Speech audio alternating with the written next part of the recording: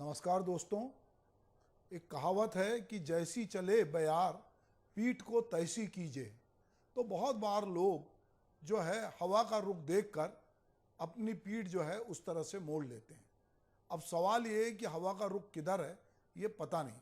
छत्तीसगढ़ में इस साल चुनाव होने वाला है और छत्तीसगढ़ की राजनीति में नए नए रंग जो है बिखरने लगे हैं। राजनीतिक पार्टियों के दफ्तर में गहमा गहमी बढ़ी हुई है। लोग अपनी पसंद के साथ पार्टी ज्वाइन कर रहे हैं, कुछ पार्टी बदल रहे हैं। दरअसल लोकतंत्र में लोगों का इस तरह से उम्मीद और विश्वास होता है कि पहला कि वो अपने वोट से सत्ता में कौन बैठेगा ये तय कर सकता है, और दूसरा कि वो चुनावी मैदान में ताल ठोक सकता है, जीतने पे अपने क्षेत्र की तस्वीर बदल सकता है। ज़्यादातर लोग अपने पहले विश्वास पर ही अडिग रहते हैं और मतदान कर व्यवस्था बदलने की कोशिश करते हैं।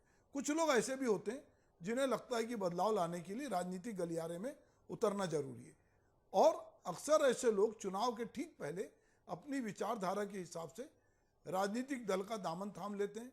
कई बार इनमें से ऐसे लोग भी शामिल होते हैं जिनका कार्यक्षेत्र लंबे समय से कहीं और होता है, लेकिन अचानक या तो सरकारी नौकरी से रिटायरमेंट के बाद या राजनीति पिच पे उतर जाते हैं या फिर कुछ और काम करते हैं।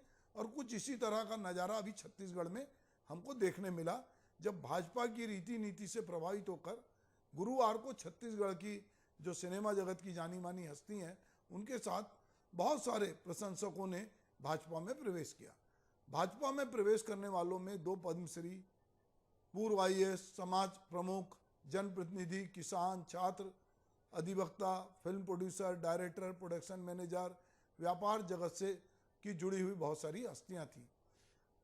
राज्य अलंकरण प्राप्त 13 कलाकारों के साथ करीब 449 लोग इसमें शामिल हुए। यदि इन प्रमुख लोगों में नाम लिया जाए तो छत्तीसगढ़ सिनेमा की सबसे चर्चित स्टार अनुज शर्मा के नेतृत्व में सिनेमा इंडस्ट्री के 1 दर्जन कलाकार, आधा दर्जन प्रोड्यूसर, प्रोडक्शन मैनेजर, ये लोगों ने, और इसके अलावा 1 दर्जन कृषक सहित 52 लोगों ने भाजपा में प्रवेश किया। पूर्व IAS राजपाल सिंह त्यागी भी इसमें शामिल हुए। अखिल भारतीय मरार, माली, कुशवाहा, मौर्य, सैनी महासभा और छत्तीसगढ़ के प्रांताध्यक्ष के नेतृत्व में पिछड़ा वर्ग के रायपुर संभाग के 28 प्रमुखों ने भाजपा में प्रवेश लिया। रायपुर संभाग के गौड़ आदिवासी समाज के प्रमुख युवा समाज सेवी विजय ध्रुव के नेतृत्व में धमतरी सेवा क्षेत्र के साहू समाज के, निषाद समाज के, सेन समाज के, कुर्मी समाज के और अनुसूचित जनजाति वर्ग के 35 युवाओं ने भाजपा में प्रवेश लिया।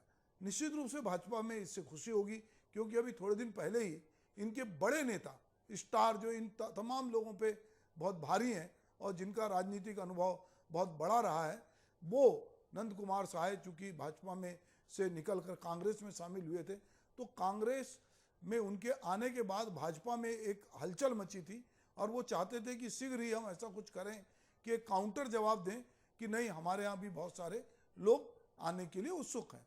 तो भाजपा के प्रदेश अध्यक्ष जो अरुण साव हैं, उन्होंने भाजपा सदस्यता लेने वाले सभी लोगों का अभिवादन करते हुए कहा कि आज का यह कार्यक्रम छत्तीसगढ़ में भाजपा के लिए शुभ संकेतों का प्रारंभ है, और इस बात पर मोहर भी है कि प्रदेश में कांग्रेस और उसकी सरकार की उल्टी गिनती शुरू हो चुकी है। अब सवाल यह है कि किसकी उल्टी गिनती हुई, नहीं हुई। एक पार्टी जो पूरे देश में अधिकांश राज्यों में सत्ता में है, केंद्र में सत्ता में है, जो मिस कॉल के जरिए लोगों को अपना सदस्यता देती रही है। कांग्रेस एक ऐसी पार्टी है जो बहुत पुरानी पार्टी है, और उसके अलावा आप पार्टी भी है। तो जैसे जैसे जब चुनाव नज़दीक आते हैं तो हम देखते हैं कि बहुत सारे लोग जो है अलग अलग स्तर पर, चाहे जिला स्तर पर या राज्य स्तर पर, वो राजनीतिक पार्टियों में जाते हैं।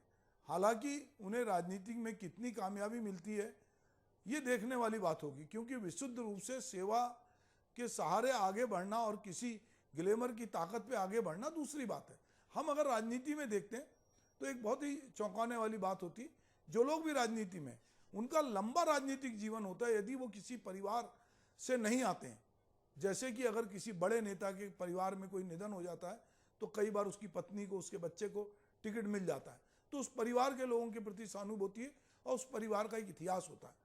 पर जो सामान्य कार्यकर्ता होता है पार्टी का, वो बहुत नीचे से चाहे तो वो पंच से या वार्ड पार्षद से या फिर किसी पदाधिकारी के रूप में पार्टी में, वो धीरे धीरे धीरे धीरे लंबी मेहनत करता है। और उस लंबी मेहनत के बाद ये देखा जाता है कि क्या उस आदमी का जनाधार कितना है, उसके समाज के लोग कितने हैं, और उसके समानांतर कितने और लोग हैं जो दावेदार हैं। और पार्टियां जो है वो आंतरिक सर्वे भी कराती हैं और देखती हैं कि कौन सा कैंडिडेट इसमें जीत सकता है। तो ऐसा नहीं है कि ग्लैमर की दुनिया से इससे पहले लोग राजनीति में नहीं आए। अगर हम देश की राजनीति की बात करें तो यदि हम सुनील दत्त को छोड़ दें तो इसके अलावा जो लोग आए वो कम ही स्थायी उनको सफलता मिली। इसमें गोविंदा हो, राजेश खन्ना हो, अमिताभ बच्चन हो, जाने कितने एक्टर आए, टीवी के एक्टर आए जो महाभारत सीरियल में, रामायण सीरियल में काम करते थे, वो आए, पर वो बहुत लंबे समय तक वो इसमें नहीं रह पाए क्योंकि उनका राजनीतिक पृष्ठभूमि ऐसी नहीं थी या उनमें उतना पेशेंस नहीं था। पर हाँ, पब्लिक में एक ग्लैमर होता है और उस ग्लैमर के कारण कई बार आपका केंद्रीय नेतृत्व का सपोर्ट हो या उसके नाम से लोग वोट दें तो कई बार थोड़ा बहुत 19-20 तो ये हो जाता है। पर लोग देखते हैं कि क्या आप लगातार उनकी सेवा से जुड़े हैं। हम देखते हैं कि जो लोग राजनीति में हैं, चाहे वो पार्षद ही क्यों ना हो, चाहे वो जनपद के सदस्य क्यों ना हो, वो लगातार अपने क्षेत्र के लोगों से रोज मिलते हैं और उनके बहुत सारे काम करते हैं, उनके लिए हमेशा वो तत्पर रहते हैं। ऐसे में जब कोई आदमी बाहर से आता है तो लोग सहसा उस पर यकीन नहीं करते। एक आदमी की लोकप्रियता हो सकती है कि वो बहुत अच्छा लेखक हो, बहुत अच्छा कवि हो, बहुत अच्छा गायक हो, वो बहुत अच्छा नौकरशाह हो, बहुत अच्छा सिनेमा का स्टार हो, पर वो पब्लिक के बीच में उस तरह से स्वीकार नहीं होता। और यदि वो किन्हीं कारणों से जीत भी जाता है तो उसकी पारी हमने जैसे देखा कि सुनील दत्त को हम यदि छोड़ दें या हम साउथ के हीरो की बात करें, जहां एक परंपरा है कि जहां पर जो राजनेता है उसके ग्लैमर के बराबर वहां सिनेमा का ग्लैमर है। यही वजह है कि साउथ की राजनीति में वो ईश्वर की सदृश पूजे जाते हैं। और चाहे वो रजनीकांत हो, चाहे जयललिता हो, चाहे NTR हो, बहुत सारे एक्टर हैं जो लगातार आते हैं और वो लंबे समय तक वो रहते हैं राजनीति में। पर राजनीति इतनी सरल नहीं है जितनी दिखती है। पर हाँ, राजनीतिक पार्टियों को कुछ चेहरे चाहिए होते हैं। अब वो चेहरे यदि पब्लिक में जाने पहचाने तो वो भीड़ इकट्ठा कर सकते हैं, वो लोगों को प्रभावित कर सकते हैं। लोगों को लगता है कि अच्छा ये आदमी आया तो उसके फॉलोअर लोग आ सकते हैं। निश्चित रूप से अनुज शर्मा, जिनको बहुत कम उम्र में पद्मश्री मिली और वो भी भाजपा के शासनकाल में पद्मश्री मिली, फिर उनकी फिल्में भी बहुत अच्छी सफल हुई। तीसरा, उनकी जो फैन फॉलोइंग है वो बहुत अच्छी है, वो लोकप्रिय है। तो हो सकता है कि अनुज शर्मा जैसे लोगों के आने का एक फायदा हो कि वो जहाँ जाएंगे तो अभी बहुत सारे नेता भीड़ खींचने का जो हुनर है वो उनसे गायब होता जा रहा है। अब नेता के पीछे उस तरह भीड़ नहीं आती। अब नेता जब तक कि बहुत लोकप्रिय ना हो या कुछ दिलाने की हैसियत ना रखता हो, वो उसका दायरा सीमित हो जाता है। पर जब कोई ग्लैमर की दुनिया से आता है तो उसका दायरा बड़ा होता है, निश्चित रूप से उसके चेहरे को लोग जानते हैं। पर ग्लैमर वोट में तब्दील होगा क्या, ये एक सवाल है। और जैसे जो लोग अभी आए हैं, जो IAS आए हैं, तो पहले भी बहुत सारे IAS यहाँ आए, वो कहाँ पर हैं? जो पद्मश्री आए हैं, जो दूसरे वो बार्ले जी, उनको क्या स्थान मिलेगा? और जो जिनको राज्य अलंकरण से सम्मानित किया गया वो लोग आए, तो उनको क्यों सम्मानित किया गया? उनके उस क्षेत्र में विशेष कार्य के लिए। पर अब वो एक नई जिम्मेदारी से आ रहे हैं। अच्छी बात है कि राजनीति में सब क्षेत्र से लोग आना चाहिए। केवल राजनीति में अगर हम कहते हैं कि बदलाव होना चाहिए तो बदलाव के लिए कुछ नए चेहरे भी चाहिए। और निश्चित रूप से दोनों पार्टियां नए चेहरे ढूंढ रही हैं, क्योंकि जो आंतरिक सर्वे आ रहा है उसमें बहुत सारे जो मौजूदा विधायक हैं उनके हारने की बात हो रही है। अब सवाल ये है कि ये जो लोग भाजपा में आए हैं इनको कहाँ से टिकट मिलेगा, किसका टिकट कटेगा, क्या इनको लोग स्वीकार करेंगे? तो ये बहुत सारे प्रश्न हैं। आने वाले समय में पता चलेगा कि आप जब सिनेमा में होते हैं या आप खेल में होते हैं तो आपकी एक लंबी प्रैक्टिस होती है। सिनेमा में आप होते हैं तो ये कम लोग जानते हैं कि जो कुछ आप कर रहे हैं उसमें कितने कट हुए हैं, उसकी स्क्रिप्ट किसने लिखी है, उसका गाना किसने लिखा है, उसका कैमरा किसने किया है, मेकअप किसने किया, उसमें पैसे किसने लगाए। तो जब एक हीरो तैयार होता है तो उसके बहुत सारे लोगों की मेहनत होती है।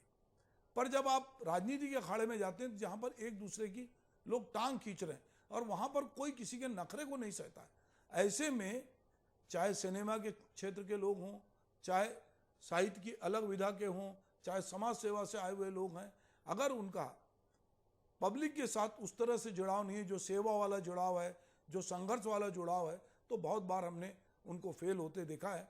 हम उम्मीद करते हैं कि अभी 6 महीने हैं, बहुत सारे लोग इधर से उधर जाएंगे, बहुत सारे लोग हवा का रुख देखेंगे, और यदि उनको पता चल गया कि हमको कहाँ होना चाहिए, तो बहुत सारे कद्दावर नेता भी हो सकता है कि पार्टी छोड़कर दूसरी पार्टी ज्वाइन कर लें। पर यहाँ पर महत्वपूर्ण बात यह है कि आपकी सोच क्या है, आप किस समझ के हैं।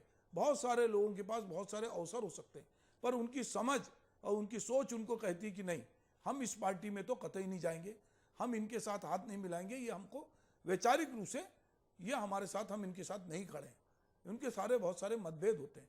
तो अब देखना ये है कि जो लोग आए हैं वो भाजपा की वैचारिक समझ के साथ कितना खड़े होते हैं, और उनको क्या आने वाले समय में भाजपा नए चेहरे के रूप में टिकट देती। पर हाँ, निश्चित रूप से इस तरह के आने जाने से राजनीति में जो ठहरा हुआ पानी है उसमें थोड़ी हलचल हुई है, और निश्चित रूप से जो नंद कुमार साय के भाजपा से छोड़कर कांग्रेस में आने से जो एक रिक्तता आई थी, कहीं ना कहीं भाजपा ने उसका एक उलट जवाब दिया है। और आने वाले दिनों में पता चलेगा कि जो लोग राजनीति में आए हैं वो किस तरह से और कितने सफल होते हैं।